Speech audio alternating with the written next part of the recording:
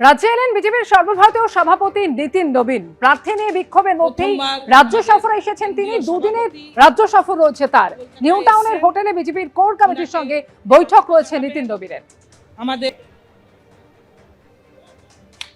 আজকের বৈঠক তো ভাষণের বৈঠক নয়, ভাষণকে রেশন দিয়ে আমরা এই অনুপ্রবেশ এবং পশ্চিমবঙ্গকে পশ্চিমবঙ্গ রাখবার জন্য যে দৃঢ় প্রতিজ্ঞাবদ্ধ হবার জন্যই এই বৈঠক। শ্যামাপ্রসাদ মুখার্জি ওপার বাংলার মানুষ ছিলেন না।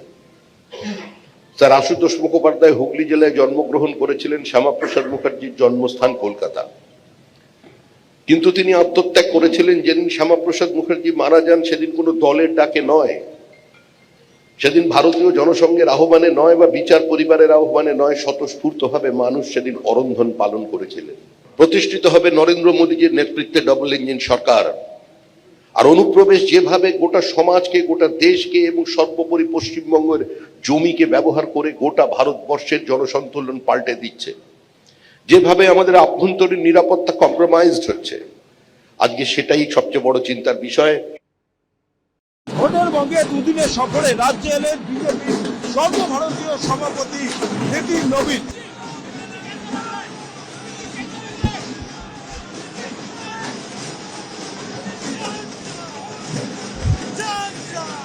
চলতি বছরের শুরুতে বিজেপির সর্বভারতীয় সভাপতি হিসাবে নিযুক্ত হচ্ছেন নীতিন নবীন। আর এই হোটেলবঙ্গে আজকে তিনি রাজ্যে এলেন। আজকে সকাল 9:45-এ কলকাতা বিমানবন্দরে নামলেন বিজেপির সর্বভারতীয় সভাপতি নীতিন নবীন, এবং আজকে থেকেই দুদিনের জন্য দলের নেতা কর্মীদের সঙ্গে স্ট্র্যাটেজি বৈঠক করবেন তিনি।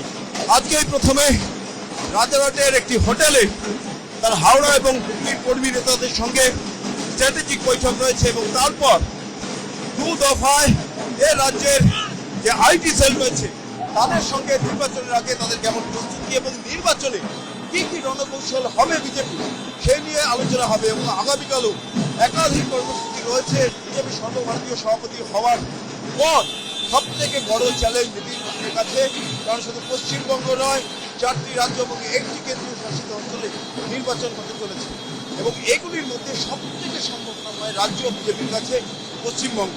এখন এটাই দেখার 2026-এর নির্বাচনে বিজেপি কি ফলাফল করে। এবারের নির্বাচনে বিজেপি একবারে সরকার গঠনের ডাক দিয়েছে। কেন্দ্রে অভিজিৎ দত্তের সঙ্গে প্রতিনিধি ভট্টাচার্য, এবিপি আনন্দ, কলকাতা। অন্যান্য রাজ্যে তো নির্বিঘ্নে এসআইআর হচ্ছে, সেখানে তো এই ধরনের সমস্যা হচ্ছে না, পশ্চিমবঙ্গে শুধুমাত্র এই সমস্যা কেন হচ্ছে? আজকে এসআইআর মামলায় এই প্রশ্ন তুলেছে মহামান্য সর্বোচ্চ আদালত। এও প্রশ্ন বিচারপতি তুলেছেন মহামান্য বিচারপতি, যে অন্যান্য রাজ্যে তো পশ্চিমবঙ্গের থেকে বেশি নাম বাদ গিয়েছে, সেখানে এই ধরনের সমস্যা নেই, তাহলে পশ্চিমবঙ্গে কেন এই ধরনের সমস্যা তৈরি হচ্ছে? আজকে শুনানি পর্ব শেষ হয়েছে, 1 তারিখ পরবর্তী শুনানির দিন ধার্য হয়েছে, কিন্তু শুনানি পর্বে হলোটা কি? দুই প্রতিনিধি সরাসরি আমাদের সঙ্গে রয়েছেন, বিজেন্দ্র সিংহ রয়েছেন, সৌভিক মজুমদার আমাদের সঙ্গে রয়েছেন।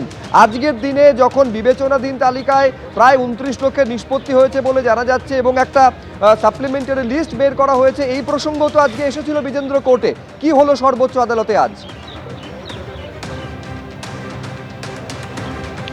দেখো, এই প্রশ্নটা আজকে সুপ্রিম কোর্টে উঠেছিল সুব্রজিৎ, কিন্তু সব থেকে বড় প্রশ্ন ছিল যেটা তুমি বললে, আজকে চিফ জাস্টিস নিজে বললেন কি অনেক রাজ্যে এসআইআর সুষ্ঠুভাবে হয়েছে, শুধু পশ্চিমবঙ্গে এত সমস্যা কেন হচ্ছে। তিনি এটাও বলেন কি অন্য রাজ্যগুলোতে এসআইআর এ পশ্চিমবঙ্গ থেকে বেশি লোকের নাম বাদ গেছে, সেক্ষেত্রে পশ্চিমবঙ্গে এত সমস্যা কেন, সেটা আজকে সুপ্রিম কোর্টও উষ্মা প্রকাশ করে এটা জানতে চেয়েছে। পরে আমরা দেখলাম ইলেকশন কমিশনের তরফ থেকে তার আইনজীবী বলেন কি পশ্চিমবঙ্গে কিছু সমস্যা তাদেরকে ফেস করতে হচ্ছে।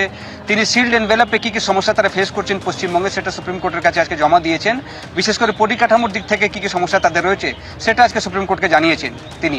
কিন্তু আজকে যখন হিয়ারিং স্টার্ট হয়, শ্যাম দিওয়ান পশ্চিমবঙ্গের তরফ থেকে তিনি অ্যাপিয়ার করছেন রাজ্য সরকারের তরফ থেকে। তিনি প্রথমে বলেন কি 6 তারিখ হলো, 6 এপ্রিল হলো ফার্স্ট ফেজ অফ যে নমিনেশন রয়েছে তার লাস্ট ডেট। সেক্ষেত্রে সেদিনই ভোটার লিস্ট ফ্রিজ হয়ে যাবে যদি তার আগে কেসগুলোকে নিষ্পত্তি না করা হয়। অনেক ভোটারের এখনও নিষ্পত্তি হয়নি, জুডিশিয়াল যে এখন চলছে অ্যাডজুডিকেশন সেটা এখনও কমপ্লিট হয়নি। সেক্ষেত্রে সেটা কবে কমপ্লিট হবে সেটা নিয়ে একটা প্রশ্ন রয়েছে।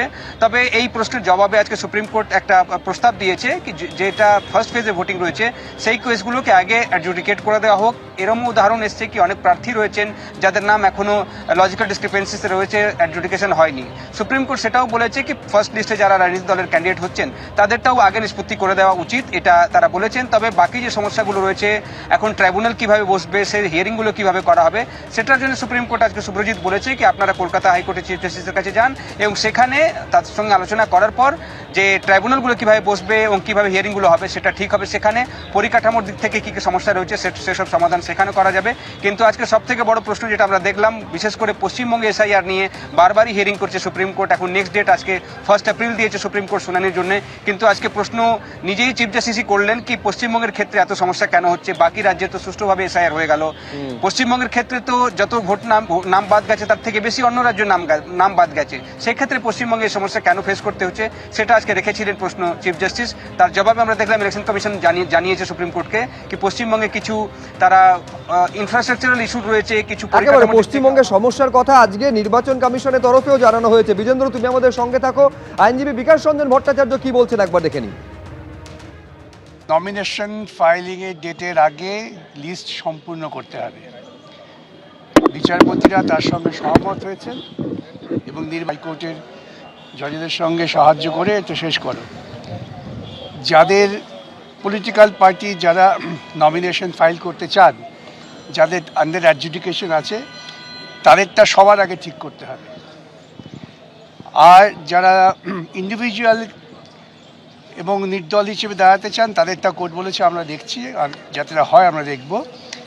মূল কথা কোনো ভোটারের ভোটের অধিকার যেন নষ্ট না হয়, তারা যাতে নির্বাচনে অংশগ্রহণ করতে পারে সেটা আদালত নিশ্চিত করবে।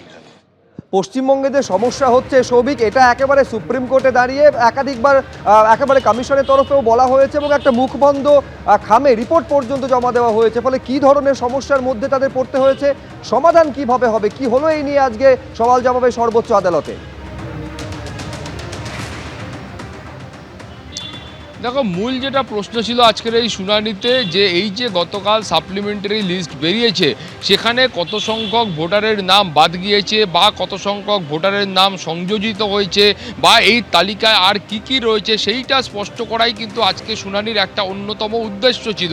এবং সেখানে কল্যাণ বন্দ্যোপাধ্যায় তিনি এই যে গতকাল সাপ্লিমেন্টারি লিস্ট বেরিয়েছে তার একটা সফট কপি পর্যন্ত চেয়েছিলেন, কিন্তু সেই সফট কপি নির্বাচন কমিশনের তরফ থেকে এখনও দেওয়া হয়নি। ফলে তুমি বুঝতে পারছো যে গতকালের যে তালিকা ছিল সেই তালিকা নিয়ে সুপ্রিম কোর্টের আজকে শুনানির পরেও কিন্তু একটা ধোঁয়াশা আছে। এবং তারপরেও তোমাকে বলবো যে 6ই এপ্রিলের মধ্যে প্রাথমিকভাবে সুপ্রিম কোর্টের যে পর্যবেক্ষণ সেটা হলো এই এসআইআরের যে প্রাথমিক কাজটা রয়েছে সেই কাজটা সম্পূর্ণ করতে হবে এবং তার মধ্যে যে বিচারকরা রয়েছেন তারা সমস্তভাবে কাজ করছেন এবং নির্বাচন কমিশনদেরকেও সেই বিচারকদের সঙ্গে সহযোগিতা করতে হবে। এই মর্মেই আজকের বিচার প্রক্রিয়া শেষ হয়েছে। 1 এপ্রিল আবারও শুনানি হবে এবং সেই সময় বাকি বিষয়টা স্পষ্ট হবে। সুব্রজিৎ, ধন্যবাদ সৌভিক। ফলে এই প্রশ্ন আজকে সর্বোচ্চ আদালতের তরফেও তোলা হয়েছে এবং কমিশনও এই প্রশ্ন করেছে যে অন্যান্য রাজ্যে এসআইআর নির্বিঘ্নে হয়েছে, পশ্চিমবঙ্গে এত সমস্যা হচ্ছে কেন? মহামান্য বিচারপতি একথাও বলছেন যে এই এসআইআর নিয়ে তো পশ্চিমবঙ্গের থেকে বেশি নাম অন্য রাজ্যে বাদ গিয়েছে, সেখানে তো এই সমস্যা হয়নি, এত সমস্যা শুধু পশ্চিমবঙ্গে কেন হচ্ছে? এবিপি আনন্দ, এগিয়ে থাকে, এগিয়ে রাখে।